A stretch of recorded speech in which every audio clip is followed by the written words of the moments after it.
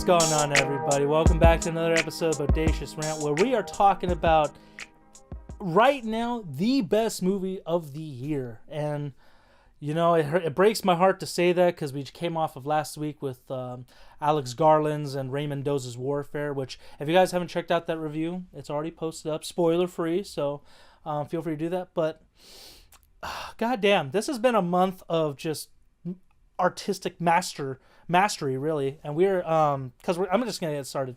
We are talking about Ryan Coogler's latest movie, Sinners, starring Michael B. Jordan, Jack O'Connell, Miles Canton, Wunmi Masako, Haley Steinfeld, and just an amazing, talented cast all around. This is a non-spoiler review as well. We're not going to get super into it because this is definitely a movie you all need to see. This is one of those few I'm like, everyone should like it. You know, I feel like there's not one person I could think of that couldn't take away something from this. But if you do happen to like the video or like the movie, give us that thumbs up, ring the bell for notifications, and of course subscribe. We appreciate you all for the support and following us and checking us out. Also, we have our Daredevil Born Again season 1 review, so check that out as well. So Sinners, I think the first trailer, looking back on everything, was probably the best piece of marketing, just to keep it as super ambiguous, but it wasn't the best. Anyways, Michael B. Jordan plays two characters, Smoke and Stack. They're twin brothers who come back to their hometown to try and start up a business, make a name for themselves in their hometown, start their lives together. But in doing so, they also kind of summon another evil, not just, white oppression back in those days, because this movie does take place back in the 1930s in America, so that's the only thing I'm going to spoil for you guys. If you couldn't get it from the first trailer, they had Michael B. Jordan had a bar and a Tommy gun, so that's obviously modern times. But I didn't know how I was going to feel about this movie. Like, again, because the trailer was so ambiguous, I thought this could be Ryan Coogler's very first flop, and I'd be heartbroken to do that. But as the weeks have gone by, and especially last week, how there's a lot of buzz saying this is easily his best movie and almost a universally loved film, I thought, okay, what are people sipping? What are they smoking? What are they drinking? Because I want the same thing if it's going to help me enjoy this. I didn't need anything last night. It was amazing.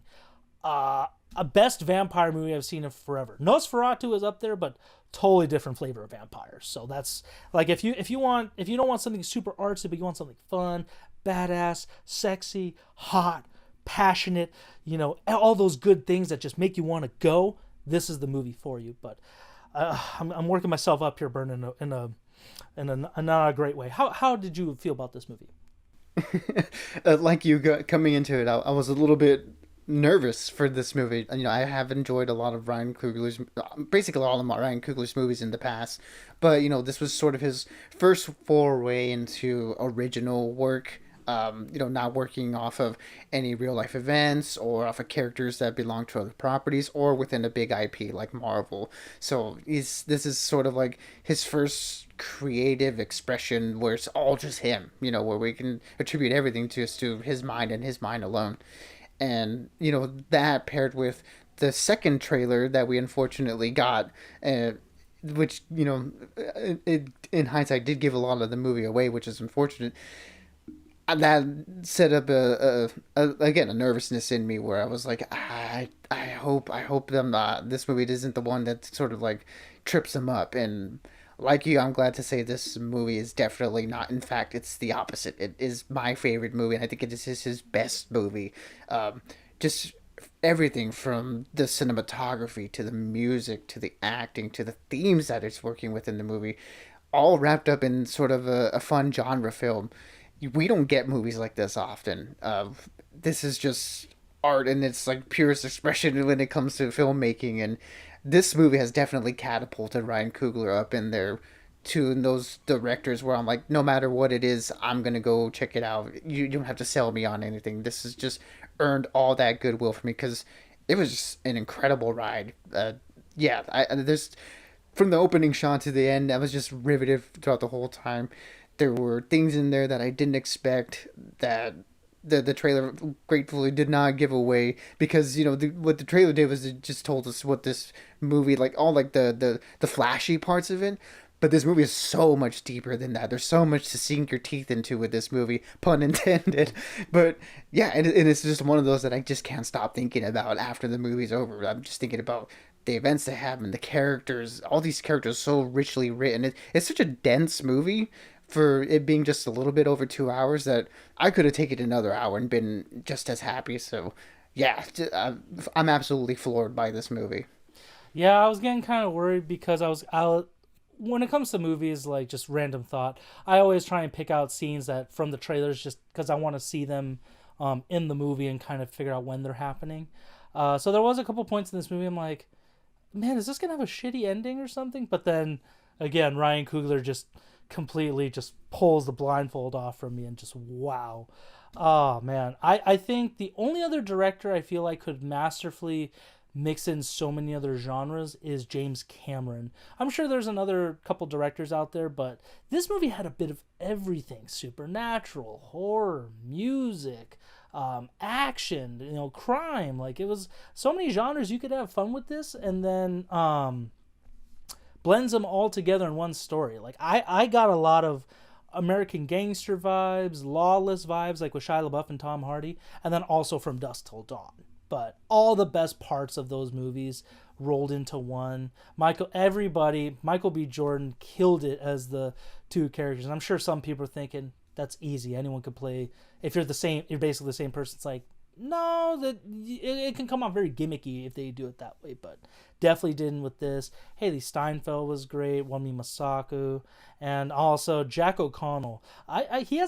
His career is kind of like off and on. I feel like sometimes he's in stuff pretty frequently, then he takes a break, so I don't know, but this is easily one of my favorite movies with him. Such a great villain.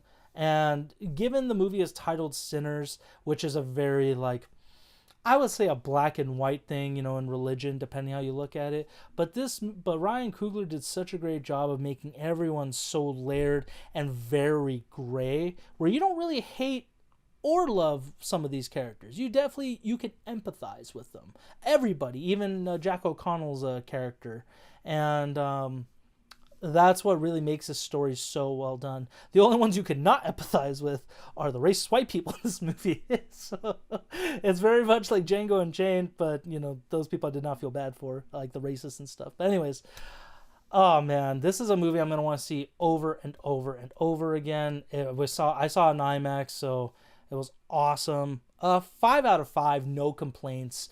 Again, anyone I feel like could have fun with this movie. And if you're a fan of Michael B. Jordan and all his movies, Ryan Coogler's movies, this is definitely one you're going to love. And like Burn, I think this is his best movie. Everyone's saying it too, that this is going to be the movie to make his name more so than he already has one. So definitely recommend it.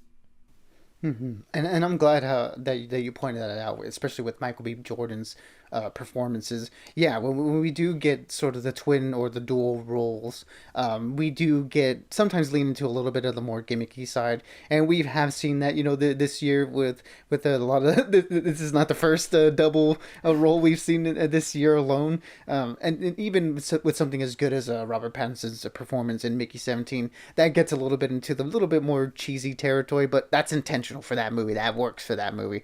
Here, it's so cool what Michael B. Jordan was able to do, where it could have been easy to play these two brothers as you have the responsible one, you have the wild one, but now both these characters are just so layered, like you mentioned.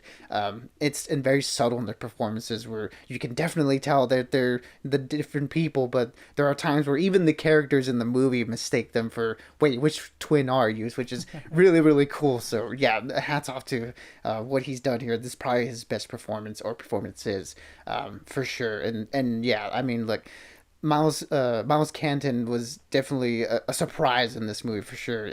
This seems like this is his first role, and he absolutely nailed it when it comes to the dramatic side and even the musical side, which this movie is filled to the brim with. There's one scene in particular in this movie that I think people are going to be talking about for a little while, just because of how impressive and just how amazingly artistic it was. And if you've seen it, you know which one I'm talking about. But man, my jaw was on the floor seeing that.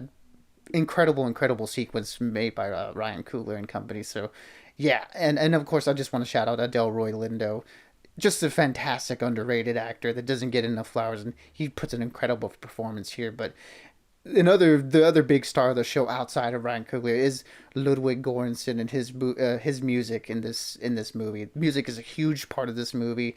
Ludwig and Ryan Coogler's partnership in their movies, always great visuals, always great music, and they each informs the other, and that's no difference here. The dude's an Oscar winner for a reason, and all his music is great, and the soundtrack for this movie is amazing. I listened to it on the drive home today just because of how good it was. So, yeah, I just can't speak highly enough about this movie. Just again, thematically deep, characters are rich, they're beautifully filmed, awesome music. It's a 5 out of 5. There's no way I can give it any less of a score. It's easily the best movie this year, and people need to go watch this because we need more movies like this, original blockbusters that aren't afraid to be rated R and to have all the the rated R-ness that's in there that's missing from movies, but also give us a deeper layered message in here. So it's had, like you said, it has a little bit of everything for everybody. It was just a great time. Yeah, I mean, apart from us talking about, before we finish up, I'll make this quick. Apart from us talking about the superficial aspects of just traditionally, do you like this movie? Is it fun to watch?